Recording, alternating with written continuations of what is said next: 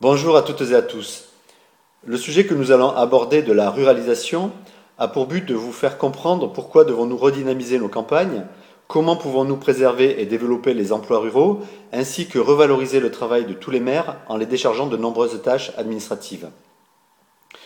Nous détaillerons comment cette réforme que nous envisageons peut être mise en place dès 2017 si des maires des petites communes nous font entrer par leur parrainage dans les débats qui ont lieu actuellement entre des candidats non encore officiels invités par les médias. Pour cela, il vous suffit de prendre quelques minutes pour lire l'article sur de la double chance ou écouter cette vidéo et de le diffuser un maximum, en particulier auprès des élus ruraux.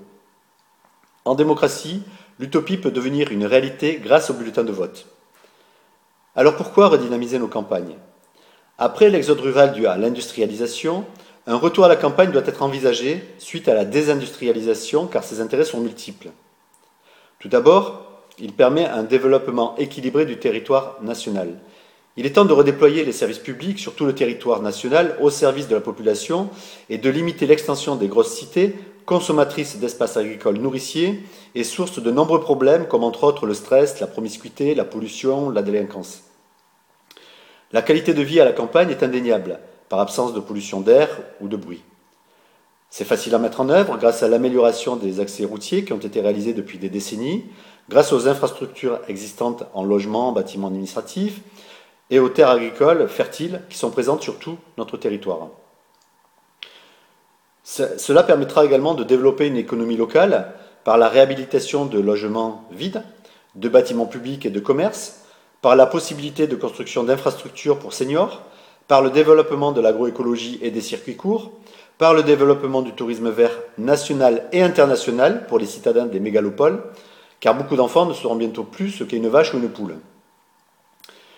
Nous pourrons créer de nombreux emplois non délocalisables dans l'entretien du paysage, dans le tourisme, dans la restauration de bâtiments et du patrimoine, de vieilles bâtisses, de sentiers de randonnée, etc. Cette réforme nous permettra également d'établir une cohésion nationale grâce à la mise en place d'une politique d'insertion par le couple travail-logement pour le bien-être des populations mal logées et ou sans emploi.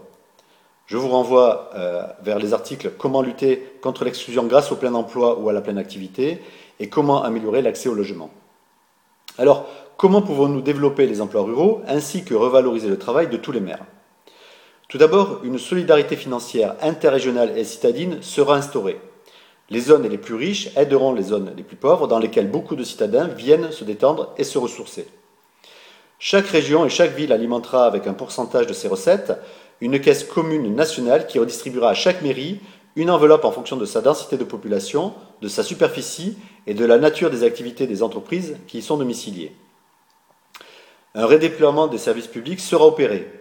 Il permettra en effet de conserver et de créer de nouveaux emplois locaux, par reconversion si besoin. De nouveaux habitants peupleront les zones rurales et certaines personnes seront heureuses de retourner à leurs racines. Les écoles revivront et des médecins reviendront.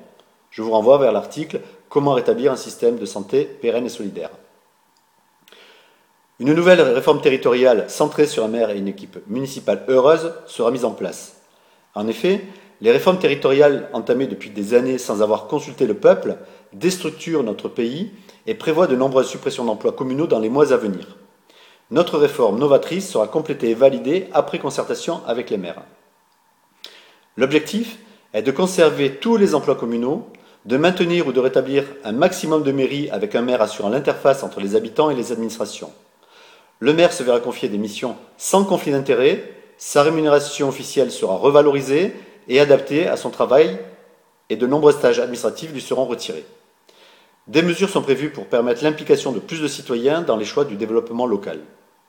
Alors en quoi consiste précisément cette réforme? Tout d'abord, il y aura une restauration des 4 niveaux de représentation territoriale dans leur version historique jusqu'au niveau de la plus petite mairie quand cela sera encore possible. Les communautés de communes deviennent des communautés de mairies voisines sur tout le territoire national. Leur taille et leurs moyens sont définis en considérant non seulement les densités de population, mais aussi les superficies communales. Dans les grandes villes, les mairies d'arrondissement sont prises en compte.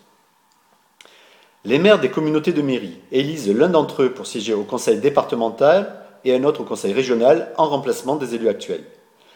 Ces conseils décident de la répartition des budgets alloués aux communes et à la région pour leurs aménagements, en toute indépendance des partis politiques, contrairement à la situation actuelle. Tous les services publics seront redéployés au niveau minimal des communautés de mairie et des services itinérants seront mis en place pour servir les administrés des plus petites communes. Le niveau minimal de recrutement du personnel se trouvera au niveau de la communauté de mairie. Nous vous renvoyons vers l'article sur le plein emploi afin d'éviter quelques recrutements parfois un petit peu douteux. Le maire est élu et sa rémunération est revalorisée. La possibilité d'une indemnité financière supplémentaire sera étudiée pour compenser partiellement une perte de revenus professionnels.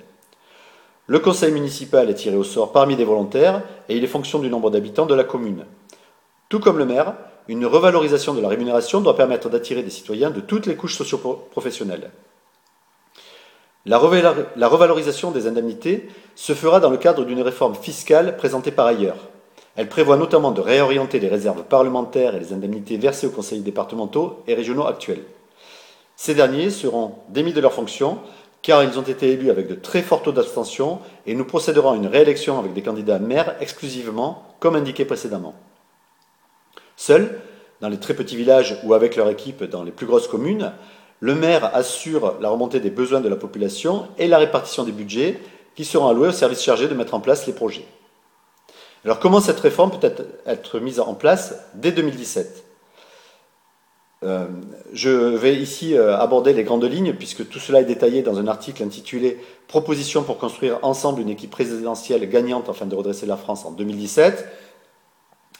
Donc ces grandes lignes sont, pour les élections présidentielles, nous présenterons tout ou partie d'une future équipe gouvernementale composée de professionnels dont sera issue la personne candidate à la présidence.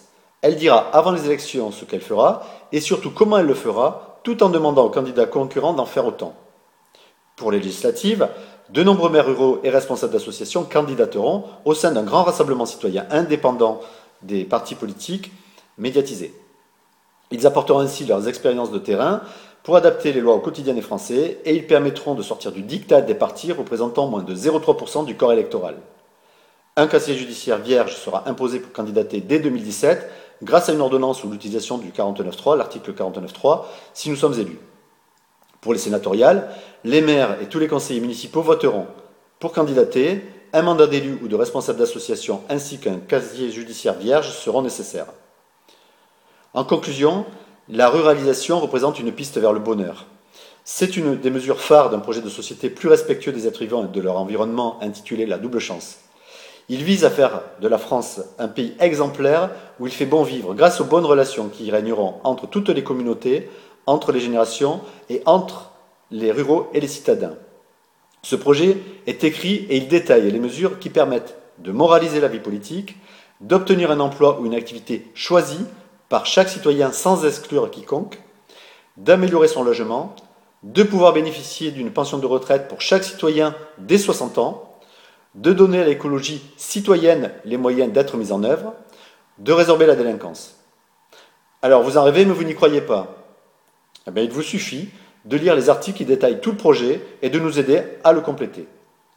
Vous ne serez pas déçus si vous diffusez largement nos idées, car vous permettrez de faire ouvrir un vrai débat démocratique entre les candidats qualifiés de petits et ceux qui sont présentés, dont beaucoup d'entre nous ne veulent plus. Merci de m'avoir écouté, en espérant vous rencontrer bientôt. Autrement politiquement vôtre.